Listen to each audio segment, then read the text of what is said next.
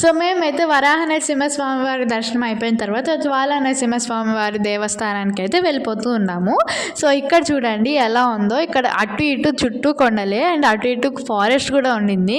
So ఇక్కడ నుంచే మనం వాక్ చేసుకుంటూ వెళ్ళాలి, చాలా స్పూకీగా కూడా ఉంది. అండ్ ఇది వచ్చేసి డోలాన్ అని చెప్పాను కదా, ఇది తీసుకునే కొంతమంది చెప్పులు కూడా వేసుకోకుండా వెళ్తున్నారు, నడవలేని వాళ్ళని పెద్ద వాళ్ళని అయితే ఇలా తీసుకెళ్తూ ఉన్నారు. సో ఇక్కడ వచ్చేసి 500 స్టెప్స్ అయితే ఉంటాయి.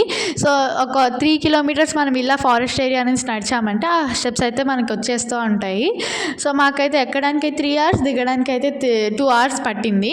సో ఇక్కడ వాటర్ చూడండి ఎంత క్లియర్గానే, మనకి ఆ వాటర్లో ఉన్న పెబుల్స్ కూడా కనిపిస్తూ ఉన్నాయి. సో అంత క్లియర్గా ఉన్నాయి. అండ్ మేమైతే చాలా చాలా టైర్డ్ అయిపోయాము. అలా మధ్య మధ్యలో బ్రేక్స్ తీసుకుంటూ అలా ఆగుతుంటూ వెళ్తున్నాం అనమాట. సో మీరు కూడా బ్రేక్స్ తీసుకుంటూ వెళ్ళండి. Water bottle, don't miss the upcoming part.